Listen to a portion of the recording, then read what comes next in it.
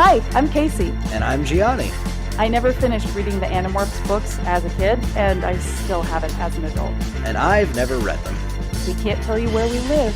But we can tell you that we want to revisit these books as adults and dive into what we would keep or change if we were to put it on TV. Two friends, 50-something books. Welcome to morphinbuddies. And then the music kicks in, and then people are just so ready. Go ahead. Make noises opening your Snapple. Go ahead. Keep. That's the... Yeah, that's good. Can you rustle the wrapper a little bit also? There we go. Yeah, we like just that. some Snapple ASMR, you know? 100%. That's what the people pay for. Did you like that, folks? Did you like that Snapple ASMR? ASMR? Like that? Was it good for you? What flavor is it? Good for you? It's the same one every time. What is it? Lemon? No, it's zero sugar peach. Oh, all right. That's I think a good. I mean, flavor. I love the sugar peach too. Sure. But there's something about that zero sugar that's. It hits just right. Hits just right, and I could drink the big one, and I don't feel bad about it. There you go. Even though my friend Sarah is like very conscious of these things, she's like, you know that in order to get zero sugar, they have to put like 10 times more shit in it. And I was like, shut up. Well, I don't like. Shout out to Sarah. She's getting married in October. Hey, congrats in the chat for Sarah. Also, I don't like tea. So. Oh, you don't like fun? No. Okay, the texture Crazy. of tea throws me off. Because it's a flavor, but there's no texture of, like, it's not thick enough to warrant having a flavor.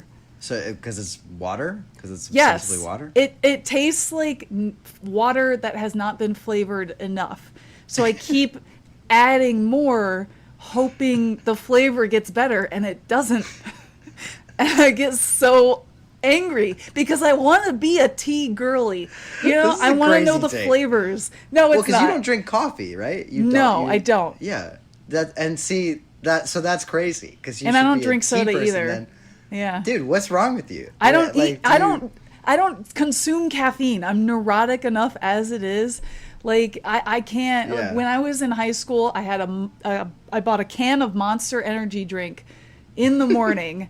And it took me the entire day to drink one can of Monster. And I was sweaty and shaky and jittery and nervous.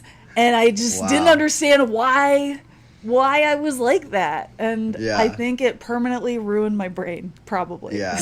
Yeah. It's probably what's wrong with my brain, because I have so much caffeine on a regular basis. I should probably be put down like a rabid animal. It's insane. You know what happens when I wake up in the morning? What? I lay in bed for a few minutes and then I get up and I put on clothes and I go to work. That's crazy. That's a serial killer mentality. That's crazy. No, it's not. There are dozens of us out there. I woke up today. First of all, I had maybe the best sleep I've had in years. Congrats. Last night. Because for the first time ever, seemingly ever, I'm like free. I'm like, I have nothing to do. And so I'm like, oh my God, thank God, because I've been so incredibly busy. Yes. As you know. So I woke up today after getting the best sleep I've had in seemingly years, and I was like, ugh. I was like, this sucks. I was like, I can't. I had like half a pot of coffee, and then I was like, wow. All right, I guess. I guess today. Yeah, I just wake up and then I get energy as I'm getting ready to go to work. So That's sociopathic. And I also don't eat breakfast until I get to work. I eat a jar of overnight oats at my desk. Yeah. Where do you keep your bodies? Are they in your freezer? Do you chop them up into little pieces? Listen. They come for this. Folks, at this point, if you don't drink coffee or tea or have any kind of caffeine, reach out to me, let me know. I can't be the only one. I can't be the only one who can live off of just water. Like, I'm fine with water. I don't even really drink soda or juice. But like, okay, everybody who listens to this show all 10 to 12 of you. Maybe 20 everybody to 30. listens to the show. Yes. We've built up over Yes. No, everybody who listens to the show, I don't trust you to begin with because... Wait, what about because that Just means that- Jimmy? No, we love Just a Bird. Like, Yes. I don't trust you Yes. because that means you're like us. You're a sick fuck like One me of and us. like Kacey. One of us. So I don't trust you to begin with. So if you start telling me that you don't do caffeine, you just wake up and you just go about your day Yeah. like a normal person. Do it. I mean, like, how great to be, unburdened by life, but also you're a serial killer and you don't lie to me, okay? It's okay that you're a serial killer. I won't tell. I'll support you. But I'm onto you, okay? That's all I'm saying. Hey everybody, welcome to the next episode of Morphin Buddies with me, your host, Kacey Cisnowski, and Mr. Gianni DeMaia. Yeah, what's up? It's been a minute since we last met. It's been like, what, a month? Dude, oh my God. I feel like I've lived a whole life crazy. since we last spoke. Same. Well, yeah, because, like, Same. I mean, I think the people, we've mentioned on a few episodes, but, like, we usually pre-record episodes or whatever Yeah. pretty far in advance. But we haven't been able to because I've been so unfathomably busy. And it's been Yes. it's been a roller coaster, dude. I'm officiating a wedding. I'm best man at a bunch of weddings, which is very flattering. Thank you so much to my friends who don't listen to this podcast, but who do, but who do ask me to do these things. Happy to do it. If you do listen to this podcast, by the way, and you need an officiant for a wedding, your boy's a reverend, so I can do that. Hell yeah. But- Did you get it online? I did. Yeah, it was super easy. Cool. The Congrats. actually the hardest part is like being New York specific because like different states have different. Oh, I didn't even think things. about that. I like that you drink your Snapple with your pinky up, by the way. I wanted to make sure that I was flexing on them, especially now since I'm a reverend. I have to be conscious of what people think of me. But Exactly. But yeah, so it's been so busy. The weddings, only one of the 4 that I have this year has happened so far. I've just been so busy with like the bachelor parties and the planning and the blah blah blah blah blah.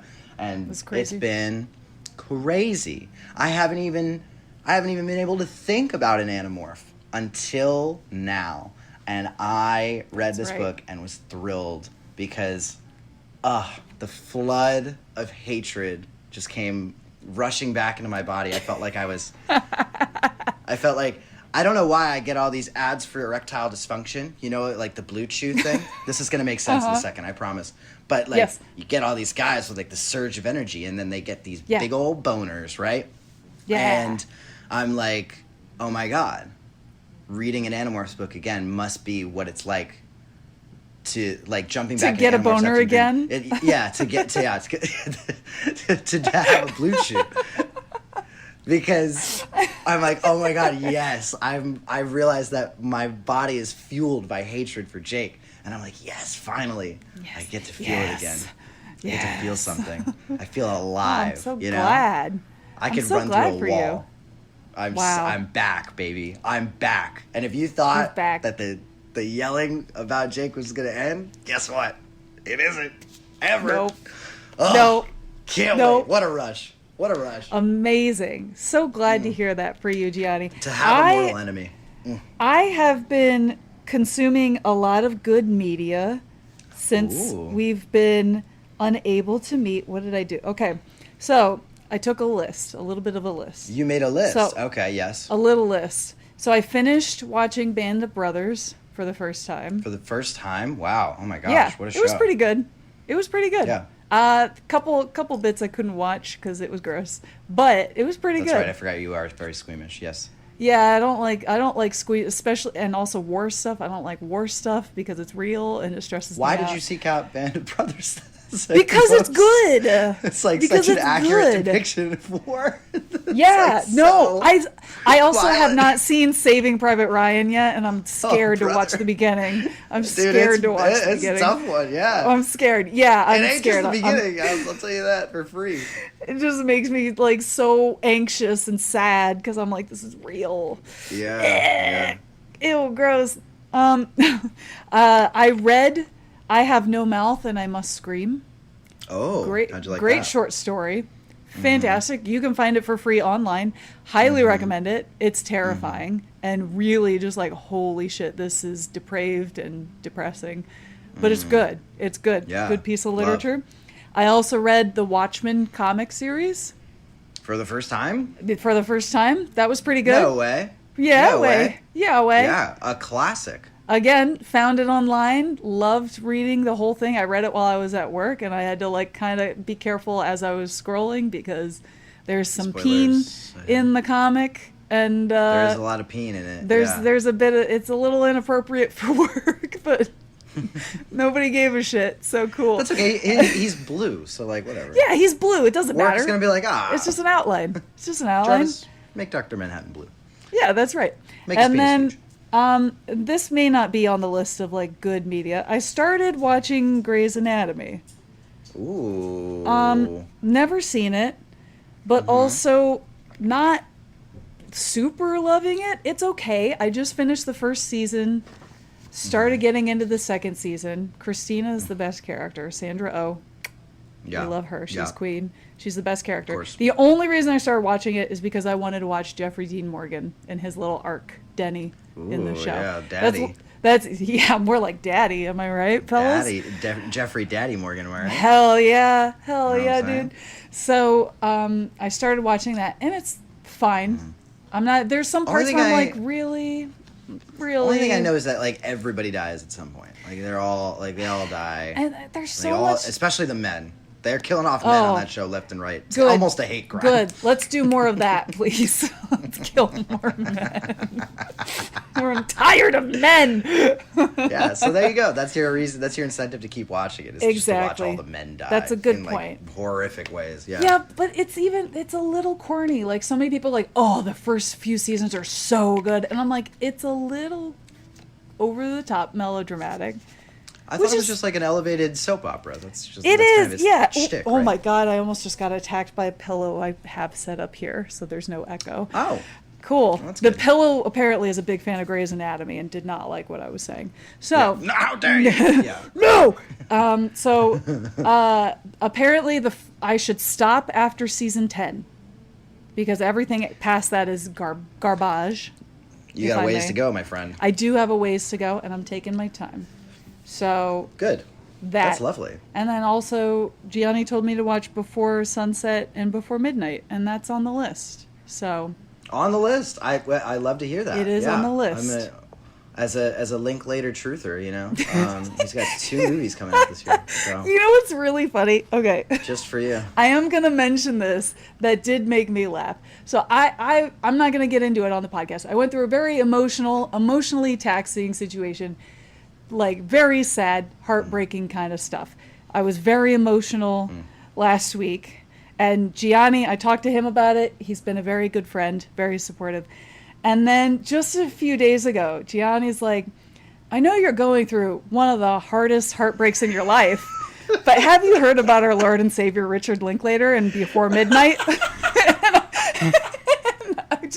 I burst out laughing. I was laying in my bed and I read that and I burst out laughing. And I was like, Gianni, I fucking Yeah. love you so much. I love you so Yeah. fucking much for I that. will never.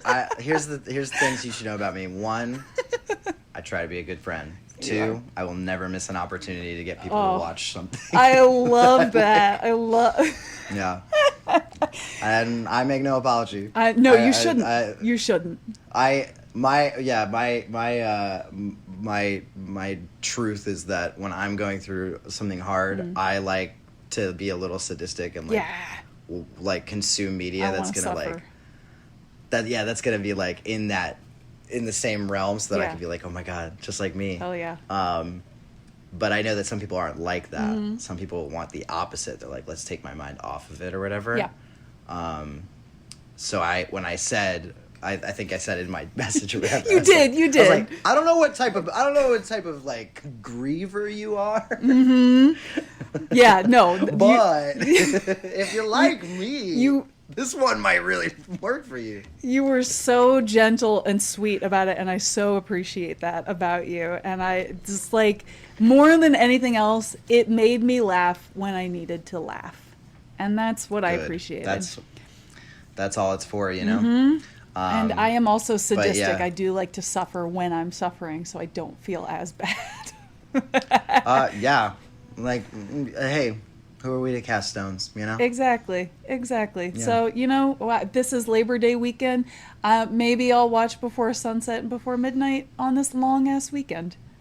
Fuck yeah, dude. Fuck yeah. Yeah, Before Sunset is not the vibe, but like, wow, the most romantic movie ever. And then Before Midnight, Cute. totally the vibe. So yeah, might Totally really the work for you. vibes. I look forward to the Who's vibes. say? So, Definitely. so it's been a minute since we were able sure. to meet. And so I wanted to let you know that we got a couple emails from our science buddy No way. Ryan. No way. Because he won Ryan? his buddy for best buddy. Oh my God, he got his buddy award. He did. That I made. That I So- spent an unfortunately long time to. Hell yeah, dude. Spent like 35 minutes on that. Yeah. It's not an easy award to make. No. So he sent me an email, and the subject line said acceptance speech. Hell fucking yeah. This is the type of shit. That's the best shit I could possibly imagine. Go ahead. Yes. The floor is yours. As soon as I saw this in the inbox, I was like, I'm opening this now. I have to read this now. So Finally. Ryan said, Morphin Buddies, I'm so honored to get the Best Buddy Award. I never dreamed I would be here. The prestige is enough, but then there are the endorsements and book deals. My life is forever changed. I don't have a picture of me dressed up, but here's a video of me when I had a cold one time that made me able to sing this crazy low note. And the song seems appropriate to go with the Best Buddy Award. So enjoy. So here we have the machinations, if I'm using that word correctly, from our science buddy Ryan, singing us a line of a musical song stylings. when he had a cold Beautiful. and his voice was low. Here we go. Hit it. That's what friends are for.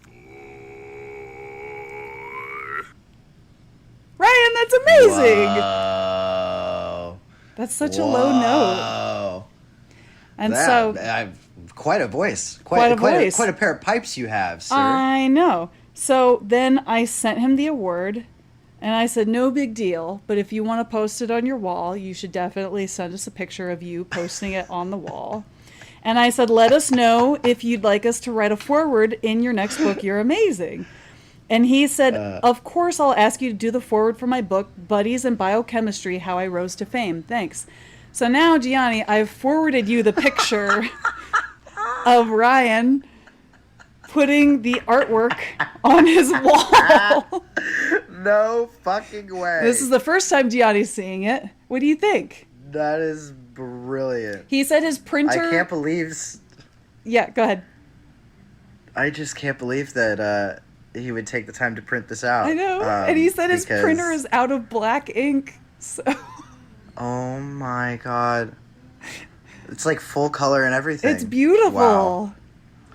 Oh man, talk about living up to the award status, right? That's hard to beat. I dude. know. Actually, I know, crazy. dude. That's amazing.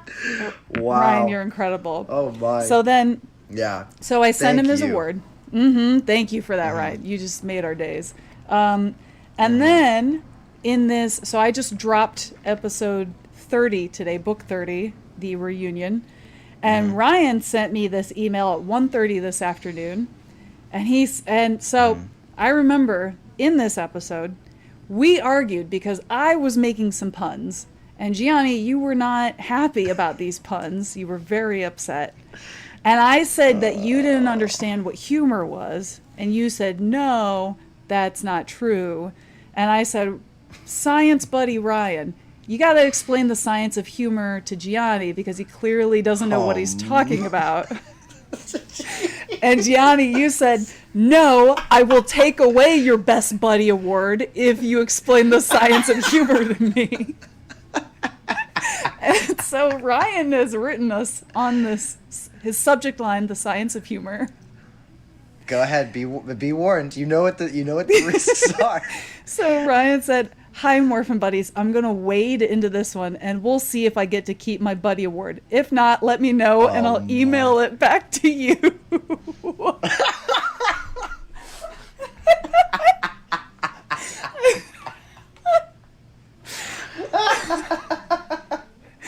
Ryan, oh God. Oh my God. Ryan, you got to get some stand-up or Okay. something. You're amazing. Okay.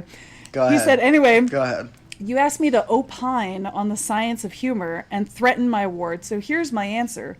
Scientists don't have a sense of humor. Oh my God. We'd much rather spend our time in the serious business of measuring the angles of fruit fly butts. No, seriously, a big portion of my grad school research was measuring fly butts. It had to do with a gene involved in muscular dystrophy, but still, I was measuring fly butts. So as a scientist with no sense of humor, I cannot answer your question. Do I get to keep my award? I mean, yes. You didn't explain the science behind humor, so That is you correct. totally get to keep your award. That's it fair. sounds like he was siding with me, frankly. I don't think he was siding with anybody. I think he was saying there is a neutral ground here, and that's where I'm living. Sounds like he knows where his bread is buttered. And by bread, I mean the Buddy Award, and the butter, I mean I make the Buddy Awards. That is true. That is true. So it sounds like he may not know about humor, but he certainly knows the science of the Buddy Awards. He certainly knows Congratulations about heart. You can keep it. All right, It's Ryan. still Congratulations. yours. I'll send For now. I'll send you a reply email that you'll get before you hear this episode. So, spoiler alert, you're fine. So, but those are our emails we got. I thought you would appreciate those. Bravo! Truly our best compilation Hell yeah, dude. to date. 100%. Truly inspiring stuff. Yes. It is funny that like the deeper we go into this podcast, the less and less the emails become about the Animorphs. the more they become about just our absolutely insane, Unhinged. stupid bits. I love it. Yeah. I love it. We Oh, love man. we love all of our buddies. Even if you don't email Just us, for the fans. that's okay. You guys make our day, genuinely. okay. So, anyway, Absolutely. 20 minutes into the episode, let's get into the conspiracy. Mr. Gianni, book 31, Oh, where the Jake conspiracy. Jake's turning into a peregrine falcon on the cover of this book. Now, you said you got a lot of hate riled up, but did you like this book? I did. I'm kind of like still thinking through it in real time, and we're gonna talk it out so I can kind of figure out how much I liked this book. The easy, simple, short answer is like I did like this book. Yeah. This is certainly not a bad book in the series. It's for the most part very compelling. I think there's like a little bit to the last third that kind of drags. But we'll Little talk bit. about why I think that when we get to it. But it is a very compelling, very character-focused story within the Animorphs series. I would say as well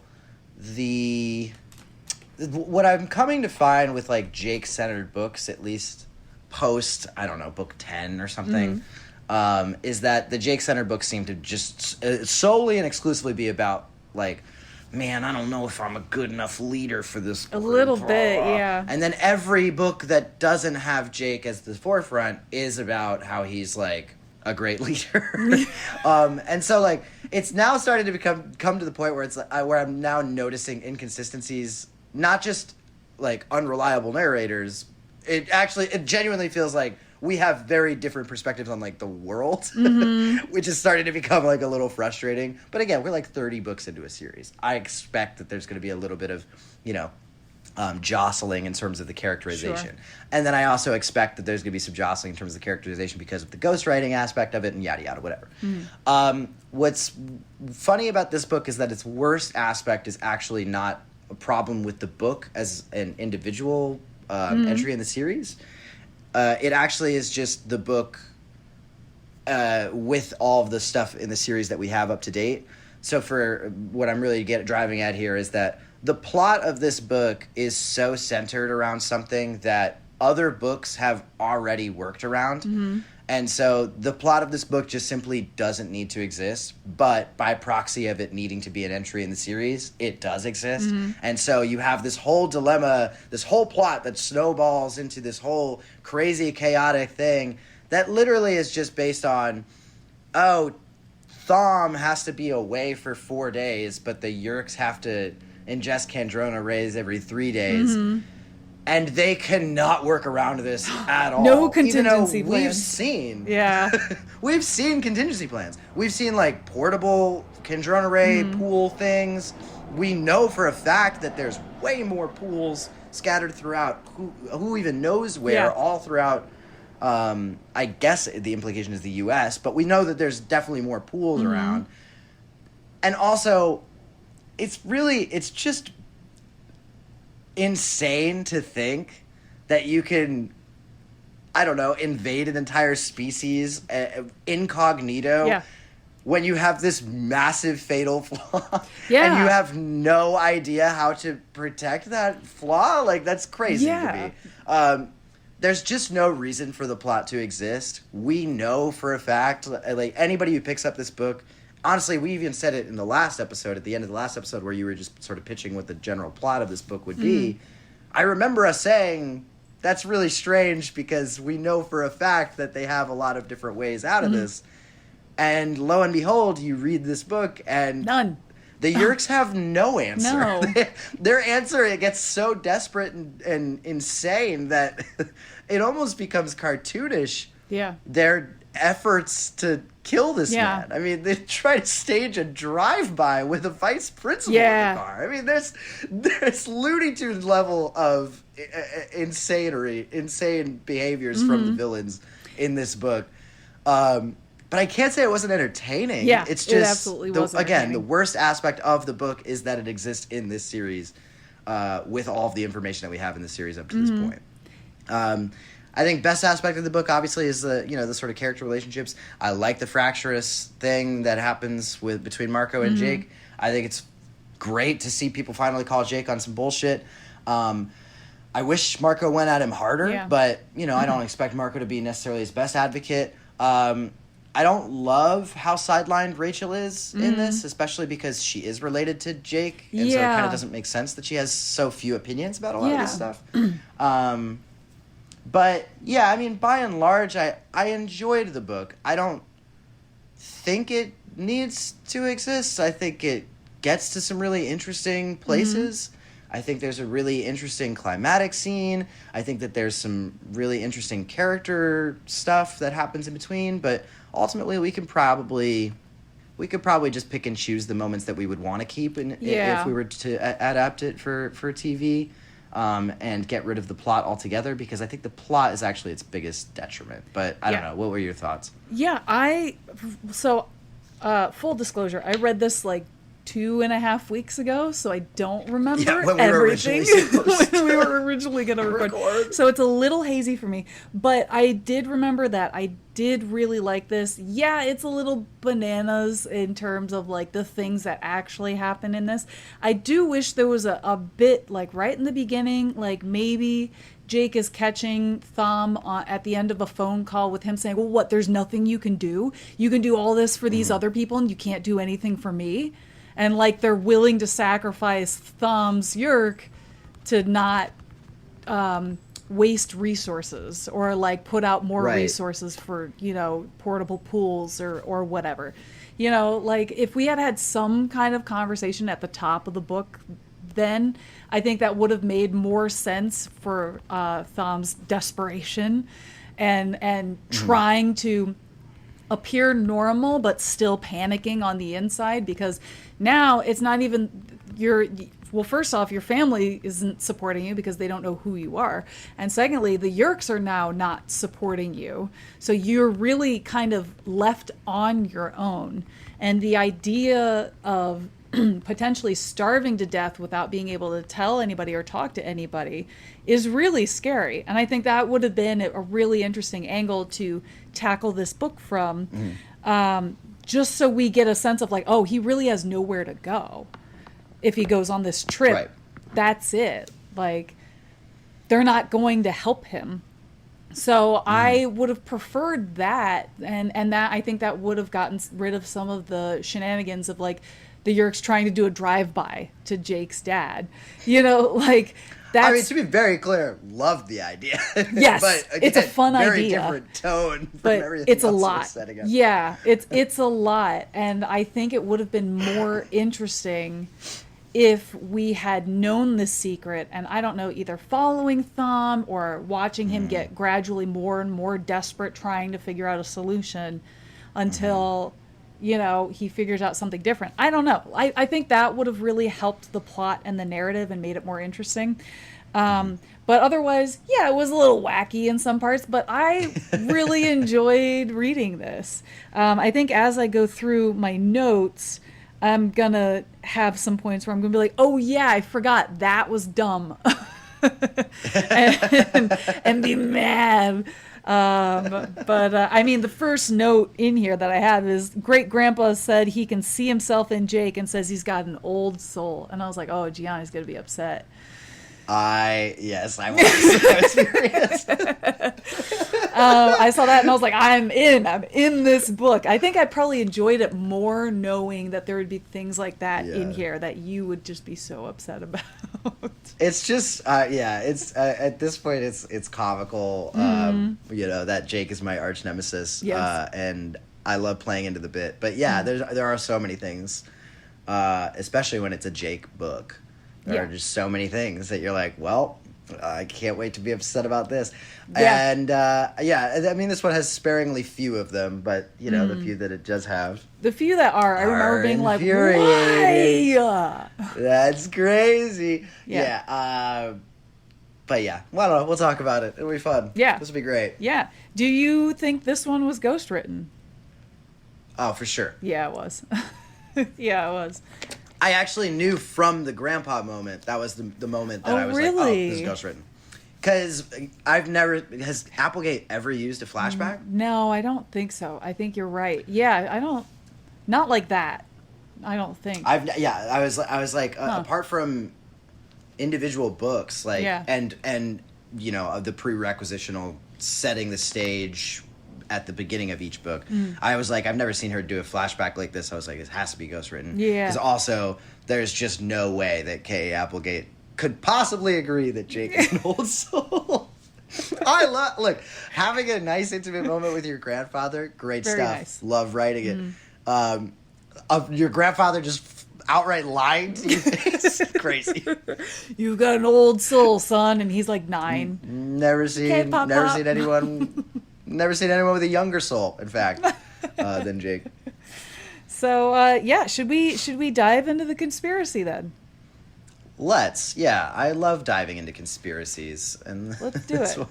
Let's do it. I'm down. Why the fuck is it named the conspiracy, by the way? Yeah, I Stupid as hell. don't know, because there's no conspiracy whatsoever. Nope. Well, No. Makes no sense, actually. No. And that's crazy. well, okay, But, the conspiracy you know, is they Thumb. pulled a name out of a hat. No, he's Thumb is planning to kill the dad, and the Yerks are trying to kill the dad. That's the conspiratous Yes. bit of the book. What a conspiracy, my friend. Cheers of Snapple to that. Cheers. Let me drink my water. I'll join you. Yeah, of course. Yeah, your water. Your water. Clean, pure, hydration. no additives, no sugar, no chemicals, no calories, no problems. Lame. No Lame. problems. I like it.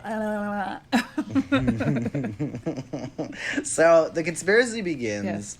and it is obviously from the perspective of Jake, and he's talking about, you know, he's going through all this stuff, and life's really crazy, and man, you wouldn't even believe what I've been through. Blah, blah, blah, blah, blah. And he's catching everybody up to speed. Yeah. The chapter literally ends with him doing a flashback. I think really, truly and honestly, one of the first flashbacks, at least in this way, that we've ever gotten from the Animorphs books, where he says, something to the effect of having a conversation with his grandfather. His grandfather says, you remind me of me. You're an old soul. And he looked at Jake mournfully, and Jake was like, I wonder what that means. But he never really figured it out. Then it immediately kicks into gear when Jake arrives home and sees his mother frantically rushing out the door, and she informs him in the most perhaps insensitive way possible that his grandfather has died. Yeah. And she's and crying. she's actually She is crying, leaving to be right fair. now.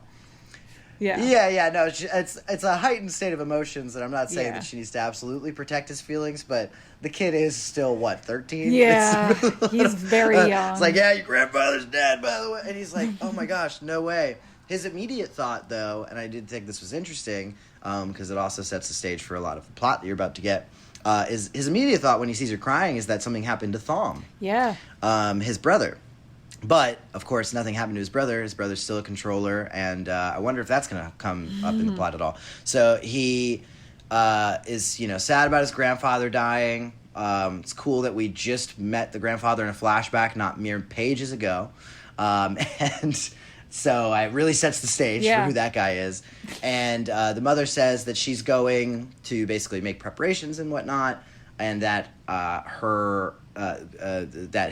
Jake's father will bring him and Thom to A cabin. some cabin. I think it was somewhere. their grandfather's cabin in the woods because they have to go through his Yeah. belongings and Yes, for a long yeah. weekend. So they'll go for 4 days. They'll do the funeral and whatnot, and blah blah blah. So Jake's like, cool, sick with it. He's a little sad, but not that sad. Yeah. So then he goes in, and then Thom comes home. The dad comes home. Jake's all conflicted about Thom being a controller still, and he's like, oh man, my brother sucks. And then through the conversation between Thom and the dad that Jake's there for, Thom is very adamant that he doesn't want to go to the cabin. It's like, I can't. I have this thing with the sharing. Now, we haven't talked about the sharing in a while, but the sharing, if you don't recall from these other books, sharing is these meetings that the Yeerks are having, that they're kind of like, I guess, posing as some sort like of group therapy. youth group. Yeah. Something to that effect. But it's obviously all a stage just for a bunch of your controllers to sort of get together and do their thing, right? Thom's like, no, I have this important thing with the sharing. I told him I'd be here this weekend. The dad says, dude, I don't know what to tell you. Your grandfather died. We're going to be together as family. I don't know what to do for you. You're going to come. It's more important. You're going to tell the sharing guys that you can't do the thing. And then at this point, the wheels start turning in Jake's head. He start figuring out, that's why Thom doesn't want to go. It's because the controller in his head wants him to stay near the Kandrona rays. Now, we've already talked about on this podcast, so I don't need to be a dead horse, but obviously this whole plot makes no fucking sense because, they should have other contingency plans in place. We've seen them before. Putting that aside, the plot will now just be what it is, right? So Jake's like, yeah, fuck you, Yeerk, in his head. He's just thinking all these things. While he's saying to Thom, he's like, well, no, we should really be together as a family. Thom's like, shut up, twerp, basically. And then, so they storm off or whatever. At some point, Jake's wandering around outside. He's like, man, I really need someone to talk to about this whole thing with my grandfather and Thom and all this stuff. And he's wandering around. He's kind of low-key looking for Cassie, but he's not directly going to Cassie. He's like, whatever. Marco just bumps into him. And is like, yo, what up, big dog? They actually do have an exchange about him using the word yo, which is kind of funny. Because Jake's like, why? Like, since when do you say yo? Marco was like, oh, sorry, I was going to say, what up, beautiful, or something like that. But I figured you'd like yo What's up, better. bro? Which rocked, because that's exactly some type of shit I would say. So then Jake's like, I'm not in the mood to laugh, Marco. My grandfather died, actually, and I'm about to go away on a funeral for a couple of days. Marco immediately puts it together because he's not a fucking idiot like Jake. And Marco's like, oh, you're going away for 4 days? That's crazy. Thom's going to go? That's crazy. He definitely has a controller in his head, so how is he going to do that? That's wild. And Jake's like, yeah, I know. I just went through the exact same thought process. A little bit slower, but I got there. I definitely went through that exact same thought process. And Marco's like, yeah, so, like, what's he going to do? And Jake is like, I don't know. I'm a little anxious about it, but I have no idea what he's going to do. And Marco's like, did you leave him alone with your dad? And Jake says, yeah, dude. What was I going to do? not leave him. And Marco's like, hey, that's a little crazy, because what if Thom Tries to hurt your dad. runs out of Yeah. ideas? And immediately Jake is like, holy shit, I didn't even Yeah. consider that. He rushes back to the house. He's He rushing in sees all his the dad's doors, car is calling out not for in the Thom. driveway, and he's like, "That's weird. It's not weird." there. What? He's so frazzled now at this point, and for the rest of the book, Yeah. super frazzled. Now, I also want to interject this comment here to let everybody know. I've said this before on the podcast, but just a reminder: every time McLeod Andrews reads one of these books on Audible, I get the book on Audible because I like McLeod Andrews. I think he's a Yes. great reader. Does a really good job. Even though I don't like the voice that he does for Jake because he makes him like into a real fucking dork, I also kind of love that because I think that Jake's a real dork. So McLeod Andrews and I kind of Yeah. homies for that. But McLeod Andrews, great reader. I also just want to say this book is really good example of his skill set, specifically because from here on out, he does a really good job of being like, Jake is in an addled state of heightened anxiety Yeah. because he has him just going through. It's a great read if you're into audiobooks, specifically this one. I would recommend it because McLeod Andrews does a great job, as he always does, but this one, great example of it. Anyway, Jake, heightened state of anxiety. What's he gonna do? Oh my God, reeling through all these things. He sees a note on the fridge. It's from his dad. It's to him. It says, Jake, I'm going with Thom to the sharing. No. Presumably, his dad's gonna talk to the people at the sharing and be like, sorry guys, Thom's grandfather just passed away, and we're gonna have to be out of town Yeah. for a couple of days. Hope you understand. I know Yeah. you really needed him for blah, blah, blah. But obviously, we know that Thom's whole plan is to not let that happen, and they're Yeah. gonna take his dad and they're gonna put him in a yerk pool, and they're gonna put a little sluggy slug in his head. No. Why does it have to be this elaborate, you ask? It doesn't. Actually, it doesn't at all. You could totally just take a yerk and you could just walk up to this man when he's sleeping and just put it right in his head. That's But true. It's a good point. Book do be bookin'. So we gotta have a plot, right? Book be so, bookin'. so Jake's freaking out. Yeah. What am I gonna do? Marco says at this point, it's like, dude, let me take the reins on this one. Yeah. You're a little too close on this one. I've been there. Smacks him around a little bit. The implication is heavy. He never outright says this. I wish he did, but the implication is literally like, hey man, my mom has been the number one yerk for a while. I've been around the block a few times. I kind of know how this shit go down. Yeah. I know what your brain can do, when it gets in this type of state of mind, right? We also, the last book we had was actually me dealing with this exact kind of situation. So, Yep. like, trust me, dude, I got this, Yeah. okay? Let me handle this. Jake still emphatically wants to be the leader, is kind of begrudgingly going along with Marco's plans, but really still calling the shots himself. Yeah. They go. First, they call up Eric. because Eric, they're like, we don't know where they at. Where's the meeting? We don't know where the sharing do be now. Yeah. Eric's like, tell you what you could do, and this is banana land stupid. But Eric's like, I'll tell you what we could do. You can call up your dad on his cell phone. I can listen to the call. Yeah. Through the tracking of the audio waves, I can figure out where they're located. Yeah. Sure. Makes perfect sense to me, big dog. They Yeah. call this guy up. They don't say a word. Uh-huh. Jake's freaking out the whole time. How hard is it to shut the fuck up for 2 seconds, Jake? Apparently impossible, because the whole time he's like, I gotta say something to my father. Yeah. Weirdo. And he actually, doesn't. there is something that Marco says to Jake, which I really appreciated, where Marco was like, "You're not getting me killed to save your father." And I was like, oh, Yeah. Marco, stand Finally. up, sir. Yes. Finally. Yes. Say it with your fucking chest, dude. Yeah. Say it with your fists, I say. Knock his shit out, dude. I hate this guy. But he's so right for that. Yes. So anyway, they call up the dad. Jake somehow doesn't say a word. Yeah. Dad measly hangs up. They call up Eric again. I don't know. I guess they were on a 3-way, but then Then it wasn't. wires got I don't know. I don't know. Don't know. I don't Who know. knows? Everyone forgot how phone calls work in the late 90s, I guess, just for this book. But Eric is like, okay, so I've based it on the audio waves. I've narrowed it down to 4 areas. Then he goes on to say more than 4 areas because he narrows it down to basically 2 spots, but they're both a 6-block radius, and there's 75 residential homes. There's also a mall. There's also an auto body shop. There's a lot of places. I don't know what he's talking about with 4 areas. He's mind-numbingly stupid for the smartest android alive. And so then Jake's like, just call a shot. Like, where do you think it is? Yeah. And Eric's like, I think it's probably at the mall. Or like, it just makes the most sense. Yeah. So like, all right, great. So they go there.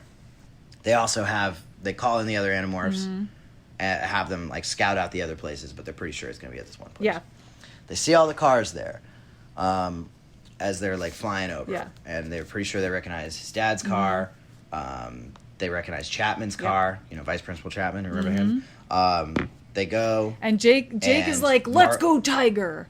And everyone's like, no. Yeah. Absolutely not, Jake. Are you stupid? Are you dumb? What do you mean? Let's go. Marco's like, he's just a fucking moron. Marco's like, we need to make a distraction, but we don't need to attack them. We just got to get them distracted.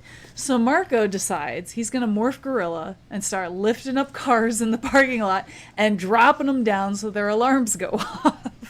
Which I was like, that's a great idea, actually. And he goes too far with it, though. A little bit, yeah.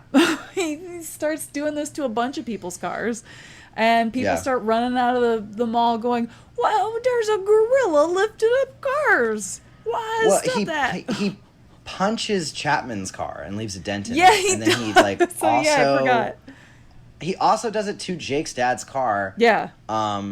Both actions totally unnecessary. But now also, and this is what bothers me about the decision for Marco, is that now also you make clear one of their biggest anxieties as we go deeper into this plot is that the Yeerks are going to piece together that getting Jake's dad is clearly close to the Animorphs. They're really worried about the Yeerks piecing this together if they like outright go and save Jake's dad.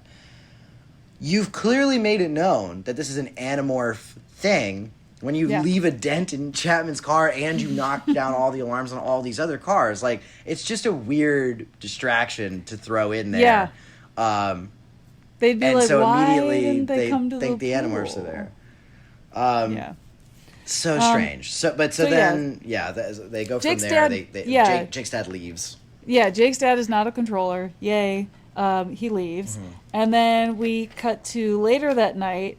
Rachel is yelling at Jake, which I don't remember exactly what she said, but I remember she yelled at him, and I was like, good on you, Rachel. They kind of all a little bit gang up on him. Yeah. I don't remember Rachel specifically saying anything, but I remember they all kind of come at him a little bit because they think basically what Marco was saying. You're a little too close to this thing. Yeah. Blah, blah, blah. Like, you're panicking, you're freaking out. Yeah. You're good at making decisions. Lies. But you're good at making decisions, and now you're in a little bit of an addled state of heightened anxiety. Yeah. And perhaps you're not making all the right calls. Yeah. And Tobias says a really sad line, and he's just like, why doesn't Tom just say he's not gonna go to the funeral? And he's like, oh, right. Your family cares about Tom. And then it's like, Tobias. Jesus. Just like telling on himself just a tiny bit. He's like, why do they care if he doesn't want to go? Oh, because they want him to be there. I haven't felt that before. They kind of all... Poor Tobias. They all come to the conclusion that... And this is a wild conclusion to jump to. It turns out to be correct, but it's a wild conclusion to jump to. They all jump to the conclusion that if they can't get a Yeerk in Jake's dad's head, they'll probably just kill him because it'll probably free up Thom and he'll have so much more free... Which is such a leap. I don't know how... It's such a leap. What are you talking about? Like, I don't know where you Why do you need to kill him? I don't know how you draw that conclusion. That's crazy. Yeah. Totally antithetical to the cause. Yeah. Again, I cannot emphasize this enough. You can just pick up a Yeerk and just go over to his little head. Yeah. I don't know what Just the dilemma is. Take a mason jar, scoop it into the yerk pool until you get a yerk in there with all the juices. Take it home, Right. smuggle it in a bag or something. Then take it out at night and do a little bit over your dad's ear. Sure. That's it. Like, so easy. And if we just have then yerks drink the on juice. standby ready to jump into people's heads, then I don't know why we're not doing that to everybody. Yeah. It just doesn't make any sense. I don't know. Maybe they don't have mason jars. Who knows? So Yeah. because of these conclusions, Jake's like, we need 24-hour surveillance on my dad ASAP. And so he has the brilliant idea to just morph in broad daylight in his living room. Like, into a cockroach. into a cockroach, which is so... Anybody could... lunatic. Thom could walk out at any point and see you morphing roach. But he's not even, like, hiding behind a couch or anything. He just does it right in the middle of the room. Okay. Nope. Then he gets stuck Big dum-dum. he gets stuck in jelly, which, okay. Jake's dad comes out. Yeah, well, because he's trying to watch his dad. I don't know why he thought cockroach would be the best way to watch his dad. I don't know. He's trying to watch his dad, and he like immediately gets spotted, and this dad starts trying to kill him, and then he gets caught in jelly. He can't move. Yeah. He barely gets out, like sneaking on his dad's leg or something. Yeah. And then he travels with his dad to work, and he notices there's a beard guy waiting by the elevator for Jake's dad, and he's a little sus. Yeah. He's a little sus. Axe describes it as having fur on his face, which is really funny. This is cute. It's like, aw, Axe. So I wrote Jake crawls up dad and flies toward beard guy. Oh, okay. So this A is very different story. Very different story. So what happens is, because the beard guy is following Jake's dad to his car, Jake is like, guys, it's happening. My dad's going to get killed. And so he decides to fly from his dad's back into this guy's beard. Beard guy starts freaking out and like trying to tap his beard. And Axe and Tobias attack this beard guy also, which he's distracted enough, but okay. And then it turns out the beard guy is not a controller. He's just a guy who is mad that Jake's dad took his parking spot. Yeah. So... That's it. Oops. Oh, dang. Yeah. He also, in the midst of this, Jake, I remember specifically, like, kind of, Tobias offers to help. He's like, back off, I got it. I'll protect my dad, or whatever. And Tobias is like, okay, dude, like, weird. So then later, they now have a full-out confrontation with him. Whereas before it was a little polite, now it's full-on, like, hey, dude, you're making dumb decisions because of this. Tobias said you froze today. You're trying to do, like, crazy different morphs. You're just a little too close to this thing, blah, blah, blah, whatever. Jake's like, butt out. Actually, now that I'm thinking about it, the car thing might be before this. I can't remember. But maybe I can't remember if the car thing happens or not. But I either think way, it might be before. I think you're right. They have a whole big confrontation about this. But I guess we'll talk about the car thing first, because I think it actually might have happened first. But so they're like at the house. Jake turns into a falcon just to sort of like get a view of the perimeter. Tobias is already up there. Tobias is like talking to him. Tobias gets distracted. He says that Chapman and someone else are driving down the street. Chapman has a gun. Yeah. So immediately they think, oh my God, they're going to do a drive-by on my dad. My dad's outside like mowing the lawn or something. Yeah. They end up being right about this. And the reason we know they're right about this is because Jake overhears in the kitchen Thom on the phone saying something to the effect of, perfect timing. He's outside right now. Like, go get him. Yeah. Crazy. Which is wild. Now, here's the thing. I don't know why you're using Chapman for this, because that's the vice principal of a school. It's like a very recognizable person. Put a policeman. Crazy. So it just looks like a policeman riding down the block. Crazy choice. But also, why would you shoot this man? Who the hell is getting killed in a drive-by? Are you out of your mind in this suburban neighborhood? You're insane. But so anyway, that's their big plan.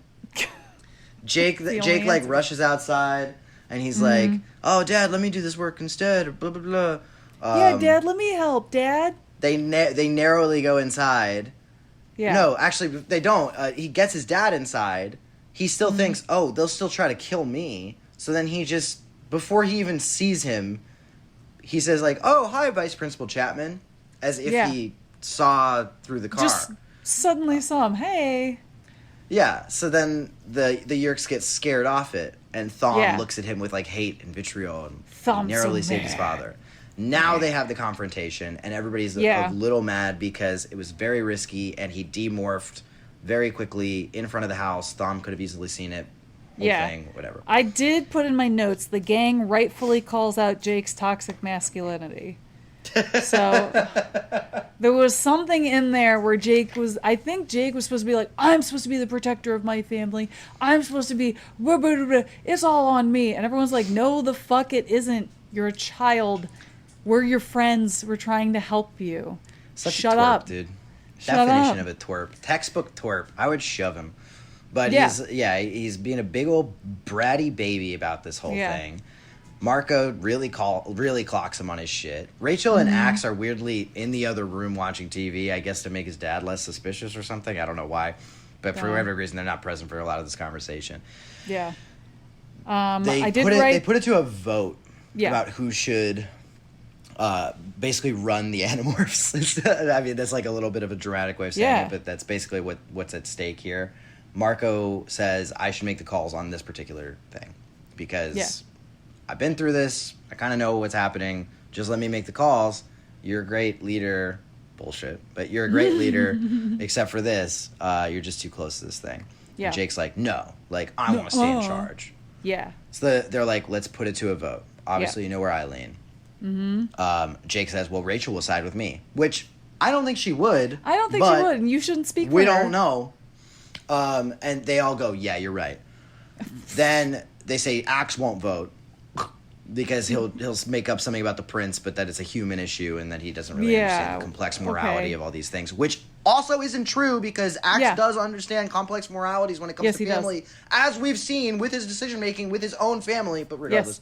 So then Cassie doesn't say anything. Tobias finally speaks up, and he's like the voice of reason, and he says, you know, obviously tensions are high, but basically, I don't know, like he makes up some bullshit about like still trusting that Jake has the best interest at heart. More so because if they let this man get taken by the Yeerks, it just puts more eyes in the house that could find out that Jake is an Animorph. So it's a risk to the whole group now, which is a great point. Yes. So he votes for Marco. He votes for Jake. That's right. So then Marco is like, hey man, no hard feelings, I just want to do what's best for the group. Extends a hand. Jake leaves him hanging. He leaves it. I put that in my notes too. Douchebag. He just looks at the hand and for whatever like, reason, bleh. Marco doesn't clock this man right in the throat. Oh, he terrible. like lets it go, whatever. So fucking infuriating. Like, what an absolute clown. What? It's so dumb. But so then Jake, just to prove a point, is like, I have a plan. I know what we should do.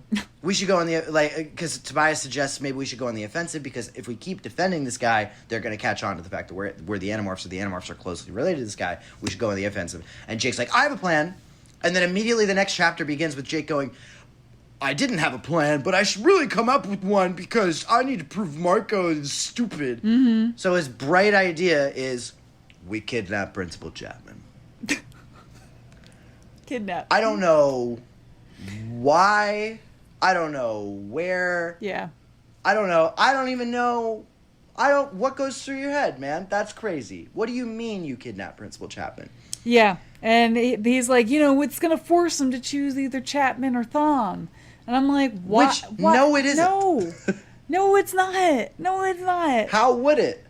And what's infuriating about this, Casey? Mm-hmm. I don't even remember how this gets resolved. I remember that they successfully end up capturing Chapman, which we'll talk about in a second. I remember they even kind of low-key torture him. Or at least threaten him with the Kindrona race. I don't even remember how the fuck it gets resolved. I wrote in my notes at this point, interruption thought. This is a thought that came up in my brain. Interruption Why thought. don't they all acquire Axe and use him as a morph so they can all pass as Andalites? Why don't they all? Because a lot of times they're. Because a lot of times. Yeah, 100%. a lot of the times they're like, well, Axe, you have to do it because you're an Andalite and you can just appear to him. And it's like, that's fine, but like, why don't you all acquire Axe so that you all can be Andalites at the same time? Yeah. And I know the worry That was just a thought. the worry is some of the. Here, let me anticipate what the audience is thinking right now. Because if you're an audience person and you're thinking right now, well, they can't do that because they know that they all look like Axe. First of all, are the Yeerks that smart? Second of all, as Axe does in this very next scene, you can not morph all of the way. You can partially morph. To disguise some of Axe's features, he does partially morph in this scene. They could all do that and all be fine and never have to worry about them thinking that they're humans or whatever. Just food for thought. But so I think they do decide to go trap Chapman. They lure his daughter or his wife out of the house, or one of them. His daughter gets out of the house first, I think. And then they like grab her. Yeah. And she then they starts rush screaming. into the house. Oh, Chapman escapes through the also- window. Then he shoots Marco. Yeah, he does. Wild. He shoots at Marco. Although I did write down this description Jake had where he said, in his human morph, Axe is a strange and beautiful kid. I want to see what Axe looks like as a human. So weird. Can somebody What a weird thing to say. What a weird thing to say. What do you mean? Because Why you would know say that? That's so weird. that's part of you inside of him. Yeah. Oh, I really want to fuck myself. It's crazy. Wait, you don't want to fuck yourself when you? No. No. No, I do not. I cringe at the thought. Can you imagine looking at yourself and having sex? I could never. Yeah, it's. Sometimes I'll be having It's sex different. and I'll think about what I must look like right now, and immediately I'm like, oh God. Maybe I didn't it's have that different. thought. Maybe it's different if you're like pegging somebody, but like looking in a mirror. Yeah, if I was looking at only my dump truck ass, Hell yeah, dude. I could probably do it for sure. Hell yeah. Props. Anyway, yeah, they grab Melissa, they go after Chapman. Jake morphs Rhino, barges into the house, he gets shot. Chapman shoots at Marco. Jake almost kills Chapman, but he passes out or he falls down due to his injuries because he's like bleeding out now. Chapman gets knocked out. Marco picks him up.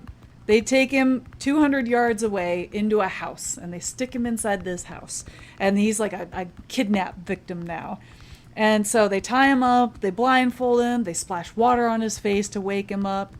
And Axe is this is why I asked the question, why don't they all morph Axe? Because Axe has to stay to watch Chapman and ask him questions. And it's like, if Axe needs a break, somebody else needs to come in and be an Andalite. Like, that's okay.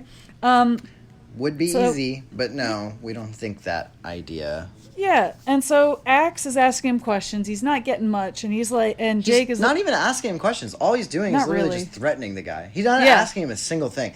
All the only snippets we get of Axe and Chapman in these scenes is literally just Axe walking in and being like, "Yeah, you know what? You're probably gonna starve in that body there, loser." yeah, idiot. Ask one thing. Ask anything. Literally ask one thing. Ask what are the Yeerks' plans? What's the next big whatever? Anything. Where are the pools located? Any bit of information you could glean could probably be helpful for you in this war. But instead he's just like, yeah, I'm gonna keep threatening you for no reason, I guess. Yeah, and then Jake is Crazy. like, Axe, you have to do it to him. And Axe is like, what do you mean? And Jake's like, you gotta torture him. And Axe is like, I really don't want to do that.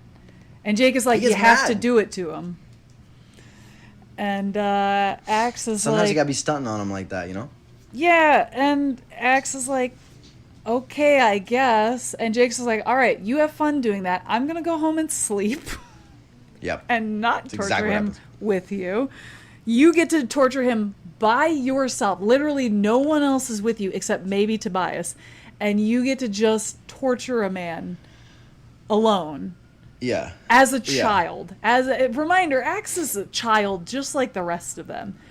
What Also, the fuck? this is the vice principal. And Yes. as specifically mentioned, the smart hiding space that they have for this whole thing is like 200 yards away from his house. Yeah. That was their brilliant idea. So was it's that we'll still hide 'em right within under the their suburbs. nose. They, like, people are around. Like, what the fuck are you talking about? Where? Chapman could just First of start all, screaming, and everyone would I mean, hear him and call the police. Done. Are you dumb? But also, how is it not like national news? Yeah. that A man has been vice principal of captured. this school, first of all, shot a gun at a gorilla, At a gorilla in his yard, no less. and also has been missing since. You know, it's really strange that a gorilla was setting off car alarms in the parking lot at the mini mall, and now suddenly this then the same vice gorilla is the kidnapping vice, vice principal shot him. I mean, what in the world? I don't know.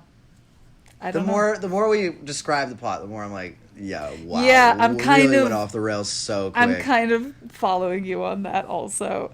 Yeah. So, I don't even remember how this Chapman thing resolves, though. Is my and I just read this book. I probably have it in my notes. I think I remember. Also, no, I was wrong. Tobias is not with Axe. He goes to Jake's house and he says, "Hey, Thom is sneaking in." So he's sneaking in the back of the house. And so Jake is like, "Okay, I guess I'm awake. Let me go check on Chapman." And Axe is upset because he's been torturing Chapman for hours. And he's like, "Jake, I don't want to do this anymore." Jake's like, "You must do what has to be done." Axe is like, "Yeah, I did it, It's like and I don't never like it." wanted to torture anybody. Why am I doing this? Yeah. And he gets mad. Yeah. And Jake apologizes, and Axe is like, "No, I didn't mean to get mad, but you know, I'm just not a torturer." Yeah. So Axe, Jake's like, "Yeah, fair." This is what happens. Axe, quote unquote, accidentally knocks down a glass on the ground, Right. and it shatters into pieces. And he purposely crunches his hooves on the pieces so Chapman can hear that, yes, he did break a glass and there's glass on the ground. And so Axe leaves and he's like, "I'm done. We're going to let Chapman go. And I'm not torturing him anymore." And so he purposely broke the glass so that human Chapman would come to the conclusion of, "Oh, there's glass on the ground. I can pick up a piece of the glass, shred the ropes around my arms, and I can run off and be free because this Andalite's too dumb to know what glass does." And that's what happens, essentially. So, Moronic idea. yes. But also Fine. means that we wasted all this time, because why did we now kidnap Yeah. Chapman? We got no information out of it. It did not help with the Thom thing. We're still going to this cabin. Yeah. And it's also humiliated Axe because now they're going to say, "Oh, that Andalite's so dumb because he didn't know about Yeah. glass." And Axe is telling Jake, "I know that's going to put a stain on my reputation as an Andalite, but I did that for you because you wanted me to do that." And Jake is like, "Thanks, Not bud." for nothing. And I know I've kind of said this before, but just to, I guess, reiterate the frustration of it, of the frustrating science, I do not understand how we have the technology for that, like, Gleep Glop Glorp Ray, which can zap anything in the organisms, vicinity yeah. that has the DNA different from whatever they... I don't know how the fuck we are able to come up with that technology, but we are not able to put some sort of location device on a yurt. Yeah, that's a good point, actually. I don't understand. Well, they didn't have air tags yet, but they should have some kind of... You would think there would be some kind of technology that Eric would have, or that Axe would have, or know of, something that they could build. They could make some kind of tagging technology to tag Thom instead of capturing Chapman. You're in a war. How do you not know who is a Yerk and who is not? Don't That's know. crazy. Let's air tag all the Yerks. But so anyway, they go to this cabin upstate. Yeah, Jake- They're going through a lot of his grandfather's belongings. They end up finding some sort of Nazi An knife, SS I dagger, guess. the special services dagger, which those were like the Nazis, the most Nazi of Nazis. Yeah. They find They that. just low key dropped that his grandfather's a Nazi, I guess. Well, no, he wasn't a Nazi, but he fought in World War II. And so a lot of people that fought, because I watched Band of Brothers and know this, a lot of the Americans kept a lot of Nazi stuff because it's like, fuck you to the Nazis. So that's why he had Bad idea. That's why he had the SS dagger. And then Thumb looked at it. He's like, huh, Yep. it's shiny, pointy, sharp. I really want this. Yeah, I like this. Really would like this And dagger. Jake was like, Thumb, put it back. And Thumb's like, what? And Jake's like, put it back. And Thumb's like, I don't think so. It's Grandpa's, so it's mine now. And Jake's like, Thumb, put it back. And Thumb's like, fine, I guess. If it matters that much to you. Yeah, So if it then matters Jake that has much to you. some sort of nightmare about being in the trenches in like World War II or something. Yeah, that was crazy. With the Yerks Which fighting against the Yerks. I guess is the cycle back to the old soul thing where they're like, he lived a whole life, you know. an He was old he was in the army. He's I reliving guess. his great grandpa's glory days. I guess. Who gives a fuck? Yeah. He wakes up from the dream. He immediately runs outside because he knows Thumb something's is wrong. gone, and the dagger's Thom gone. and his dad are gone. He looks outside by the lake or whatever, Mm-hmm. sees that Thom and his dad are having a sort of heart-to-heart. Yeah. And he sees the dagger in his pocket, and he's like, oh my god, he's going to kill him. And as Jake goes over to go and stop it, he doesn't have to. They both get pulled, like sucked down into the water. Yeah, the dock He collapses. thinks he sees some sort of fin. Mm-hmm. Yeah. Thinks he sees some sort of fin. Thom starts getting thrashed around. Mm-hmm. His dad gets, sort of whirlpooled, safely back to shore. But, but then Thom, when he comes back up, has like a broken leg. Very and broken leg, yeah. Is in a state of panic. Yeah. Jake rushes to his aid, and his dad goes to call for help. A helicopter comes and medevacs him back to wherever the Animorphs live. To the hospital. The by Yerk them. hospital. So Yeah. It's then revealed that, of course, the Animorphs had concocted a plan of Marco's design that would get Thom back, that the Chi were the ones who medevaced him. I don't know how they got a hold of a helicopter. And why but would they okay. take him back to the Yerk hospital? I don't know. That was- I guess because they knew that a pool was there. They knew that a Yerk pool was there Yeah, at the 'cause hospital. Because I I remember them vaguely going into this hospital before. I wrote this in my notes, and I was very I used a lot of exclamations and question marks. Of like, wait, the Chi were the ones with the helicopter? Why did they take him back home? Also, I do not know how in the world a Yerk would possibly come to the conclusion that stabbing this kid's father While they're already would, away. as he's already at this cabin, how that would help him get back home. Yeah, no, it wouldn't. Thom doesn't know how It to wouldn't drive at yet. all. And his mom is there, and his grandmother's there. Yeah. And there's just so many. Now there's way more obstacles in the way. I have no fucking clue why he would think that that's even on the table. Yeah. But He did it. Or tried to. the satisfaction of the resolution does come from, basically Marco calling the shots on this. That's the part Yeah. of this ending that I like. And Jake, thanks him for whatever. He actually says, He doesn't "Marco, you had apologize for good being an leadership." absolute fucking ass. No, he doesn't He just says apologize. that Marco did a good job. He doesn't apologize for how he acted like an absolute fucking buffoon. Completely put his foot in his mouth, but Marco forgives him anyway. Mm-hmm. And that is it, I believe. I don't think anything else. There's just a happened? little conversation with Jake and Marco. I think Marco asked Jake, "What are we? What's happened to us?" And neither of them can give an answer. And I thought that was a nice little poignant moment. Yeah. And It's nice. I mean, like, the character details are fun. Yeah. It's just this book goes so far off It the really rails, does, and not yeah. in a fun way because it's so oppressively sad. Yeah, it this whole is. time. So And you then- can't even enjoy it, like the reaction. yeah. And then my last note is he bonds with Dad and thinks about war. He does. And That's how the book ends. that is how the book ends. Like, basically just thinking about He's like, "Yeah, how, Dad." like, maybe one day there'll be medals and knives for the people who fought the Yerks. Yeah. And then he's like, maybe I should get a footlocker. Loser. Fucking twerp. That'll make me dork. cool. Oh, Maybe yeah. I should get a footlocker. Maybe you should get a fucking fist to the head. How about that? Yeah, no, I mean, you're not wrong.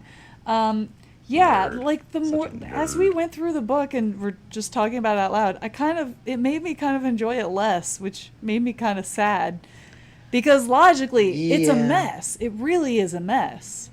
Disaster. It's yeah, just complete disaster. there are things that go absolutely nowhere. There are logical leaps that just do not make sense. I think, like I said in the beginning of this episode, if we make the focus more on Thom's desperation to the point where he's like manic and just reacts out of fear and anger, I think that's a much stronger focus point for the story rather than kidnapping, trying to kill dad, knocking the cars in the parking lot. You know, like, I think that would be so much interesting. That would be so much more interesting trying to figure out what his next move is going to be. Yeah, if it's kind of like a David situation where it's just unpredictable, like just a Yerk backed up against a wall, just the absolute fight for survival, and not having the other Yerks backing you up. Yeah. Which, because that's really the biggest problem, right? Is that all of the Yerks backing him up it just makes the Yerks look stupid, as opposed to a single individual soldier in this fight, what they would be willing to do to try to survive. Yeah. And if it's just desperation attempts of trying to like kill the father or something to that effect, I could picture like a brilliant scene that could literally just be Jake in his moment of desperation, just trying to actually like reason and logic with the Yerk in Thom's head. Yeah. Thom then, of course, assuming like, so the Andalites have acquired my brother, as opposed to, drawing an actual conclusion that you're an Andalite. Yeah, that would be great. Or that the Andalite bandit is you. That's a great I think that would be a idea. really compelling scene, right? If there was like a big confrontation at the end where Thom like knocks out their dad, and just before he kills him, Jake just runs in, regular human form. He's like, Thom, what are you doing? Yeah. And then he's like, oh, you're an Andalite. Wah! And then they have like a real confrontation. That'll like ratchet up the stress on their relationship, where now Thom is like, I don't know if you're Jake or if you're the actual Andalite. Like that would have so many ripple effects in future books of just that tension between the two of them. Yeah. Oh, that would be great. I think that'd be really, really cool. Yeah. Because we're obviously, Jake's always concerned, like looking over his shoulder of Thom in the house. It would be very cool if Thom was now also looking over his shoulder and being like, "Is that my brother? Is that the Andalite?" Yeah. Like, if there And was a way Jake to could kinda do mess that, with him in later play books. with their expectations like that. Yeah, I think that would be very interesting. Because Jake could be like, "Why are you looking at me, weirdo?" Yeah, And exactly. Thom would be like, "I don't know." I don't trust you. Yeah. But then also, not if Thom's then in a position where he can't report this to the Yerks, because he's 'cause he doesn't thinking, have I'm going to any get proof. reprimanded because I just tried to like kill a guy out of nothing but desperation, So I think that could be a genuinely interesting sort of play, and it would definitely play to elevating Jake's intelligence. It could, and it would give him like, it could even give him some extra humor. Like maybe one afternoon, Jake looks at Thom and says, "I'm hungry. Would you like a snack of apple and creamed nuts?" Right. Like peanut butter. Right. And Thom's like, "What?" And he's like, Yeah. "Peanut butter." I've caught you. Andalite bandit. And he could just like giggle to himself and walk away, say, "I'm not hungry anymore." And it's just like that fun little cat and mouse. That would be so much fun. Yeah. So I think that would be really cool. Yeah, it would be. My dog is drinking very loudly over here. That's all right. She's a thirsty lady. She deserves water. Thirsty girl. Thirsty gal. Yeah. But yeah, so I think those would be kind of interesting, unique adaptation changes if it were to come to it. But we still have yet to see exactly how these things are going to be, how they're going to play out, how we're going to get Thom back, So TBD on the actual adaptation stuff. Obviously, the easiest choice is just to sort of like cut out the parts we like of this book, which few and far between, as we've sort of discovered through the plot. Yeah. But I think the character moments, I think we can definitely keep and add into, something like the attack episode or something to that effect. For sure. But yeah, that's my thoughts. That's my thoughts on the conspiracy. Same. Should we look at the next Beautiful. book coming up, The Separation? I suppose if we must.